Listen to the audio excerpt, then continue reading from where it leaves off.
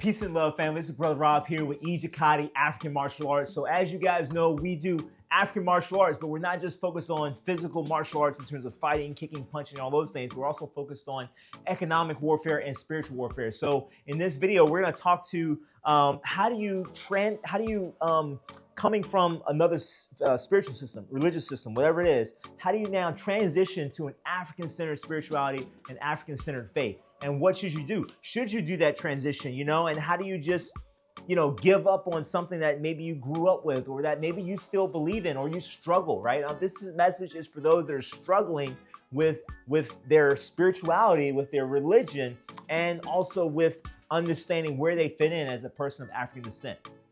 And so this is something that I've struggled with a lot over the years, and I want to offer some feedback and some maybe some common sense strategies that can help us. Okay, so regardless of what background you come from, I happen to come from a Christian background, so grew up, more so Baptist, and then kind of started taking religion more seriously in my teenage years, reading the Bible and going to church. Eventually got baptized, and then I fell into the wrong church afterwards when I kind of went into college and got indoctrinated into that religious system and religious belief system. And it was very Eurocentric, like most of Christianity. Even if it's a black church, it's very Eurocentric in terms of the ideas and the mindset, the teachings, right? They're centered around Europe.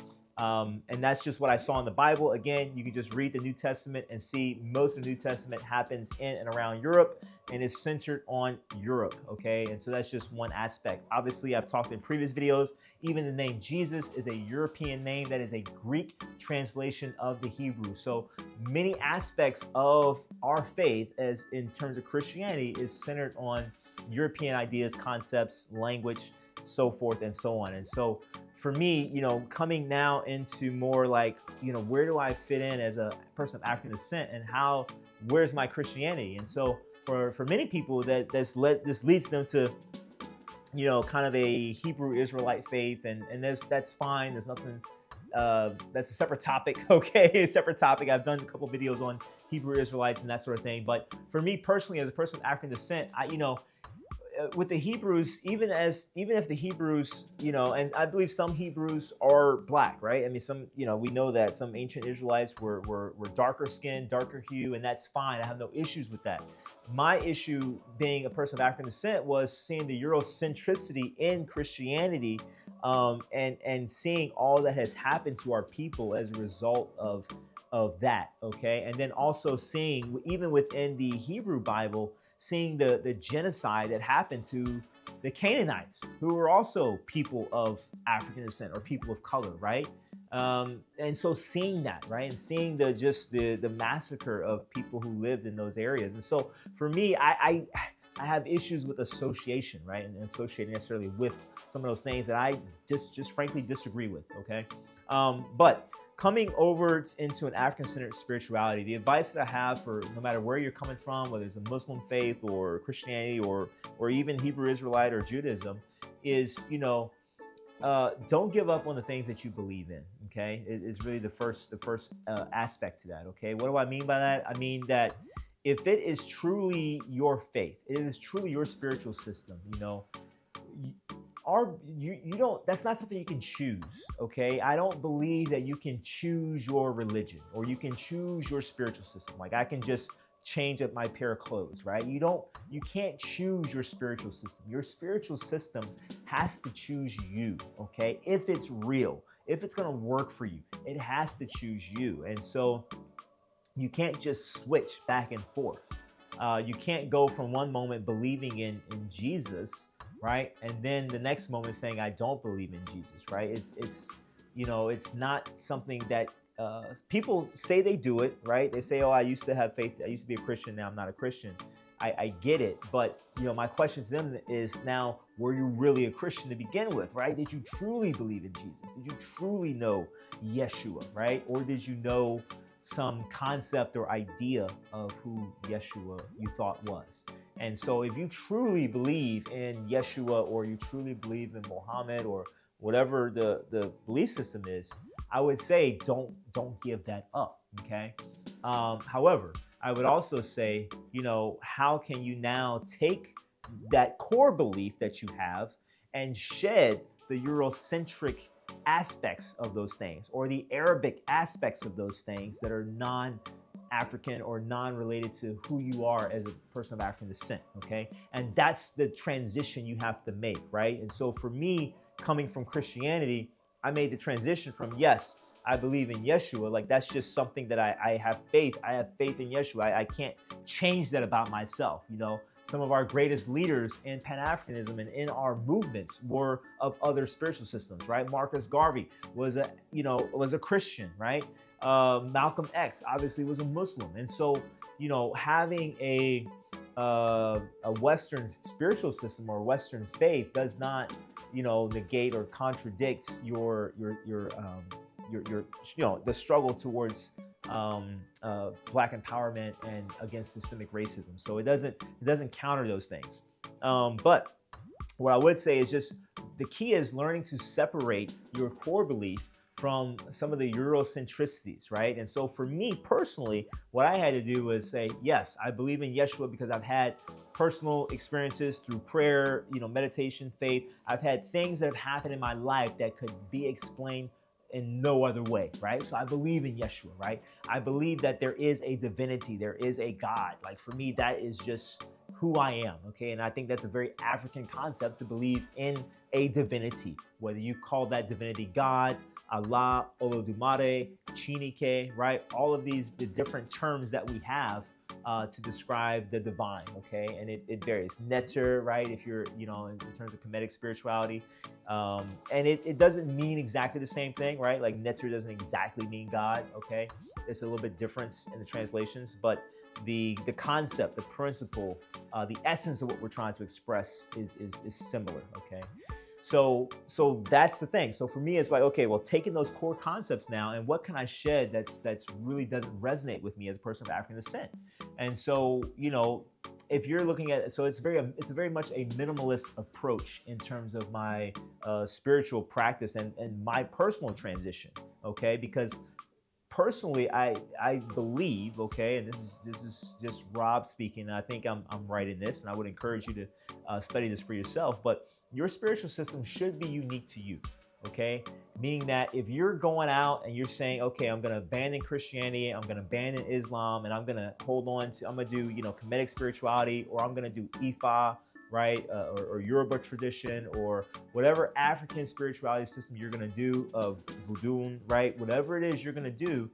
But if you take those things now wholesale, right, without any thought, without any critical thinking, without any sort of examination of what best fits you, you're really doing the same things you did when you got into European or Western religions. And so I encourage you highly to not just take anything wholesale, right? You don't eat everything wholesale. Customize it. Your spiritual system should be customized to yourself. So you might not abandon your faith in Yeshua, but you might call God Netzer instead, right? You may not use the European term of God, and you may not use the European term of Jesus. You may say Yeshua, right, instead, right? And so you should kind of pull from these different areas in a way that makes sense for you, right? So for me, in terms of Christianity, there's some things I just didn't agree with, right? I didn't agree with a lot of the massacres and frankly, the butchering of people in the Old Testament. I don't think that was right. That's what I believe. There's other things I don't think is right? I don't believe that, someone, that folks should be given a fair chance, right? And it shouldn't be like, if you don't believe, then you're just, kind of damned to hell. I think that everyone's spiritual system and personal relationship with the divine has to be unique to them. And so it's not really a one-size-fits-all kind of solution, right? It has to be customized to the individual.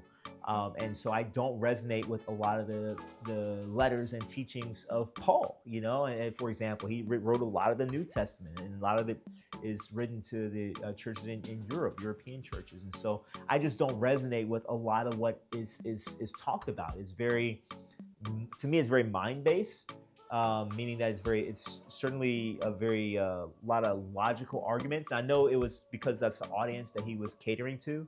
But for me, having more of a spirit-based aspect to it is significant. And so for me, it just doesn't resonate as much with me personally. Okay, and I'm okay with that. And so for me, it's just really, my spiritual practice has been involving with meditation and prayer primarily. I do read and study, whether it's Kemetic spirituality or Ifa or, even Buddhism or some of these other spiritual systems. Because I think everything has something that it can teach you. And just because you're an African person doesn't mean you can only do African spirituality, right? It's like saying, as an African person, I can't eat Chinese food or Japanese food or something else, right? You're gonna do what nourishes your body, right? You're gonna do what nourishes your spirit, okay? And so, but what nourishes my spirit is it ultimately has to flow back to something that's natural to me. And so, even if you read the Bible, for example, again, this is just my background. You read the Bible, you see how the Hebrew people lived, right? In other words, anytime they talked about God, what would they say? They would say, this is the God of my fathers, the God of Abraham, the God of Isaac, and the God of Jacob, right?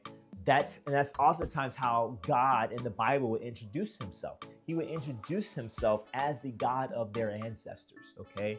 And why is that important? I think it is important that our spiritual system has a connection to our ancestry, right? Has a connection to our African ancestry. There's only one God, right? Just like there's only one sun, right? So if you're connecting spiritually to the divine, there's only one you can really connect to, okay? There's only one source, right?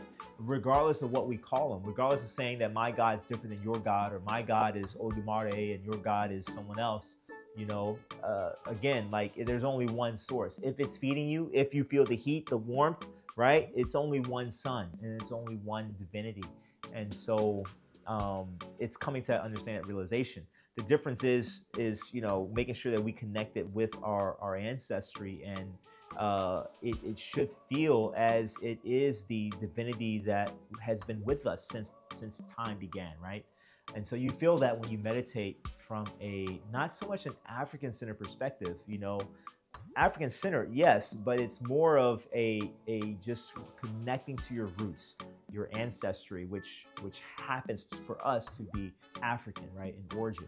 So that's one, right? And the other aspect to it is, in the Bible, genealogy was huge, right? Genealogy was huge. There's so many parts of the Bible where you read so-and-so is the father of so-and-so, who is the father of so-and-so, the father, and all the way back, right? All the way to Adam, and so for us, we don't know our genealogy. We don't know our ancestry. And so we have to kind of go back to that. That's a very important aspect of our spirituality, is understanding our ancestry, our history, and where we come from. So if you're in a spiritual system such as Christianity or Judaism or Islam that tells you you don't need to know your ancestry, well, why is that? You may need to question if that's the spiritual system for you, and if that's the spiritual system also for your ancestors, because in African spirituality, we are our ancestors, in the sense that our ancestors live within us, they live within our body, right? They're in our DNA, they're in our blood, right?